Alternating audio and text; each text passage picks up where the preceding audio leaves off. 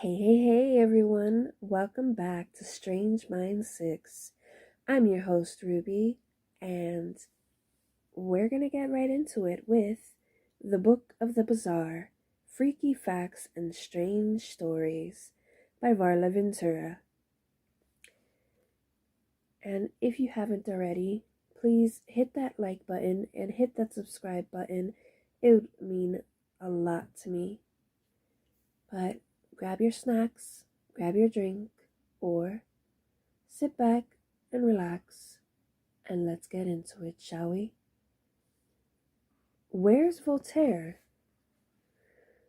Voltaire, author of countless satires, especially concerning the religious sector, was not well liked among people of faith.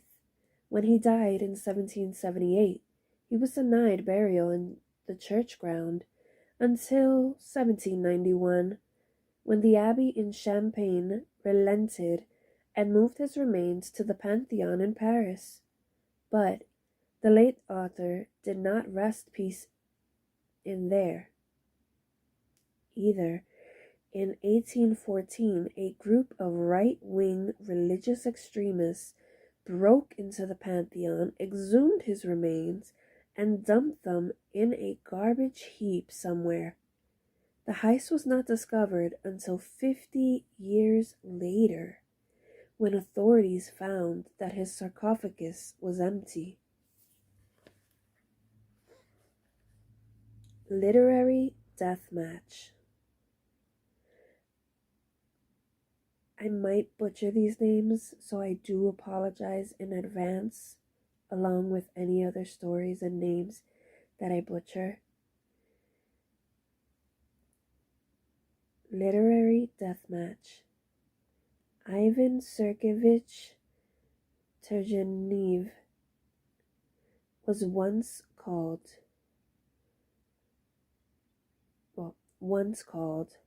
fellow Russian novelist Fyodor Dostoevsky a pimple on the face of literature. When writer, anthropologist, and folklorist Zora Neale Hurston died in 1960, she was buried in an unmarked grave in the Garden of Heavenly Rest in Fort Pierce, Florida, a cemetery designated for Negroes only. In 1973, author Alice Walker found her grave and had a gravestone erected in Hurston's honor. Pulitzer Prize winning novelist Ellen Glasgow, 1873 to 1945, requested that upon her death her two dogs be removed from their graves in her garden and be buried with her. They were. Poet Emily Dickinson, 1830 to 1886, her final requests were that she would be buried in a white casket, that heliotropes be placed inside, along with a posy of blue violets placed at her throat, and that a wreath of blue violets be placed on top of the casket. Carson McCullers, 1917 to 1967, suffered a series of debilitating strokes when she was in her 20s, which caused her to lose sight in her right eye. This seriously affected her productivity. She had to reduce writing output to 1 page a day. Parker and Luce. 20th century American writers Dorothy Parker and Clare Boothe Luce never got along. Once, when Luce encountered Parker in a doorway, she stepped aside and remarked, "Age before beauty." Always quick with a comeback, Parker countered, "Pearls before swine." as she elegantly passed through.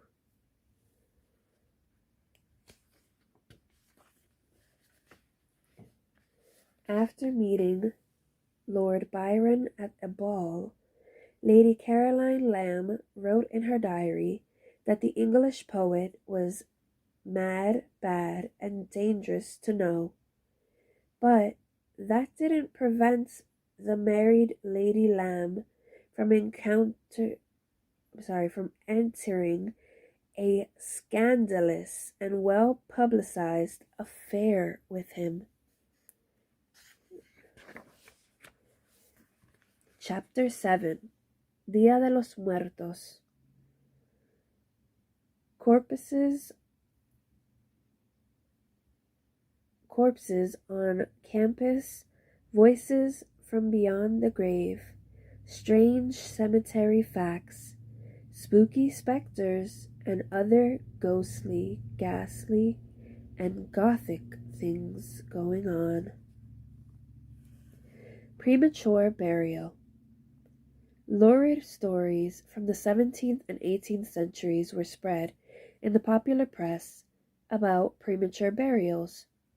Some of these tales were spread by well-meaning doctors. For example, post-mortem reports described corpses with their fingers chewed off, a sign, some doctors said, that the corpses would awake and were panicked and hungry enough to chew their own fingers off. In reality, though, most or all cases were actually the result of rodent infestation. However, there was a good reason for people to be terrified of being buried alive.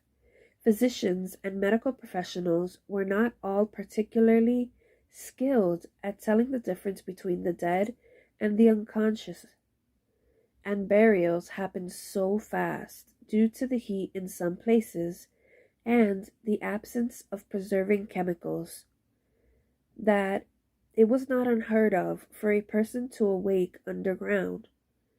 John Bateson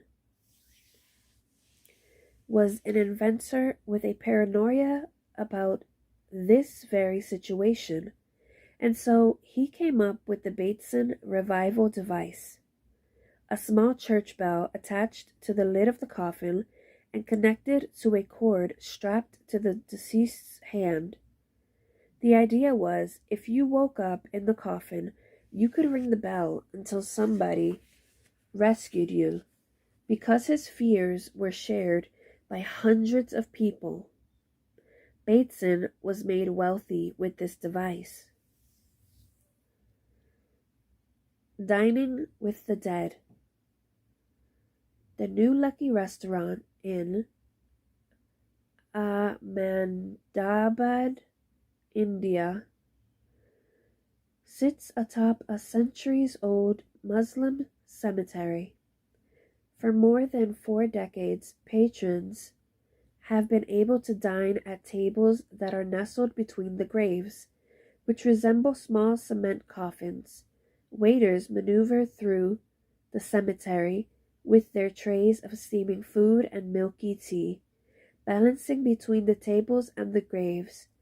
The unusual setting attracts customers from around the world, and the owners believe dining there brings good luck.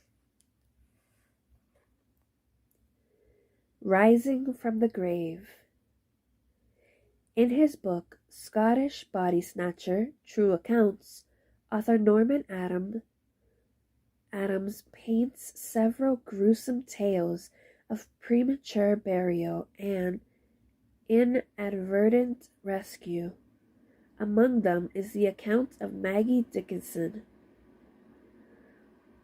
who was hung in 1724 in Inversec, presumably for a self-induced abortion that she had attempted to conceal.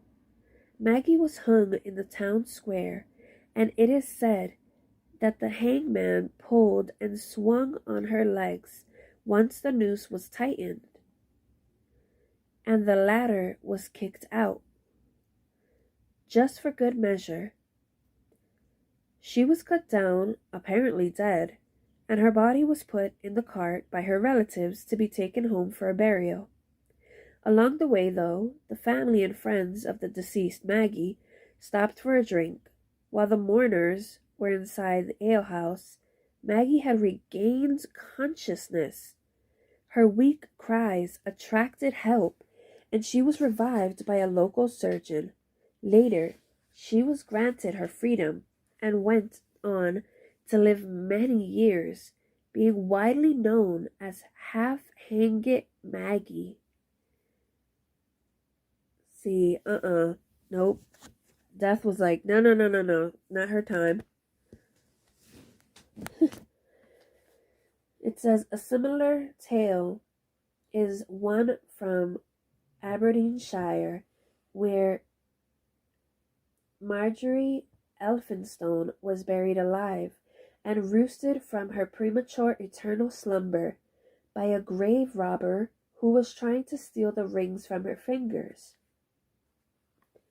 And there is another story of the minister's wife, Margaret Halcrow. She was saved from an untimely fate when a sexton attempted to rob her grave and found her alive. Her husband was quite shocked to find her knocking on the door one evening. Yeah, I would definitely be shocked too. Losing somebody, and then next thing you know, they knock on the door. You open it and it's like, wait a minute, are you a ghost or a zombie? And it's like, yeah, you have to just like kind of process that.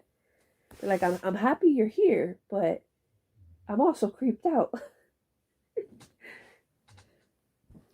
Haunted cemeteries across the United States. There are endless accounts of ghost sightings in the most logical of places, graveyards. Here are but a few of the most haunted cemeteries in the United States. The Myrtle Hill Cemetery in Valley City, Ohio. This cemetery is known to be haunted by a witch whose grave is marked by a heavy sphere. Stull Cemetery in Kansas City, Kansas. Some refer to this cemetery, perhaps, one of the most fantastical of all haunting cemeteries, as the Gates of Hell, the Cemetery of the Damned, and the Seventh Gate to Hell. It is said that the devil himself roams amongst the tombs. The devil's child is also said to dwell here, along with a boy who can change himself into a werewolf and the ghost of a witch. See, us witches are everywhere, to be honest. But who knows if it's truly a witch or not.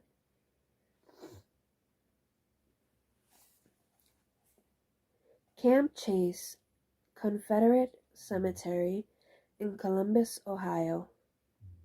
This cemetery is said to be haunted by a lady in gray. Masonic Cemetery in Central City, Colorado. Reputed to be haunted by the ghost of a woman who lays flowers on the grave of John Edward Cameron. She is said to appear on April 5th and November 1st and has been witnessed by entire groups of people. Forest Park Cemetery in Brunswick, New York. Many phantoms are said to roam the headstones here, including ones that cause statues to bleed. Adelaida Cemetery in Paso Robles, California. An evil poltergeist's presence has been reported by both visitors and investigators. A ghost of a woman in a long white nightgown has been spotted by more than one visitor, usually between 10 p.m. and midnight on Fridays. St. Louis Cemetery in New Orleans, Louisiana. This graveyard is arguably one of the most haunted In all of North America, it is said to be the home of multiple ghosts, including the famous voodoo queen herself, Marie Laveau.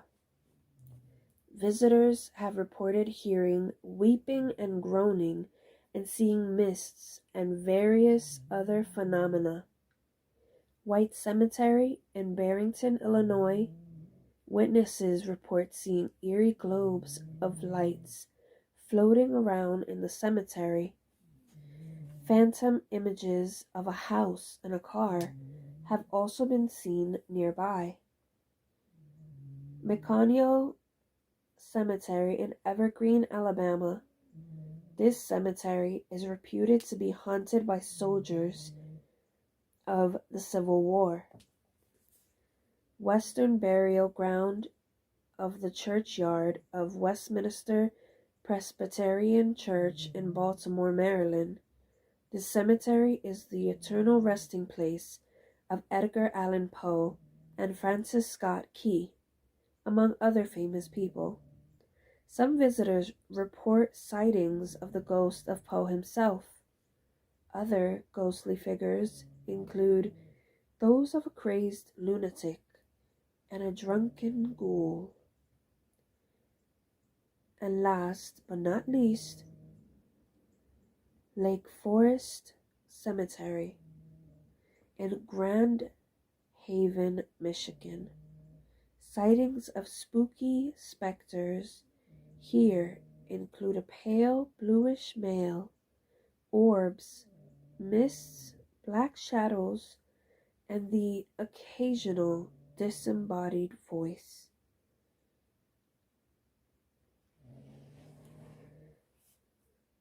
Star Life.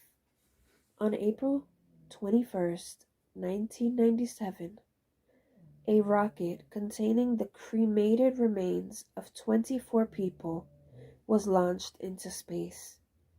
Among the remains were those of Gene Roddenberry, Star Trek series creator.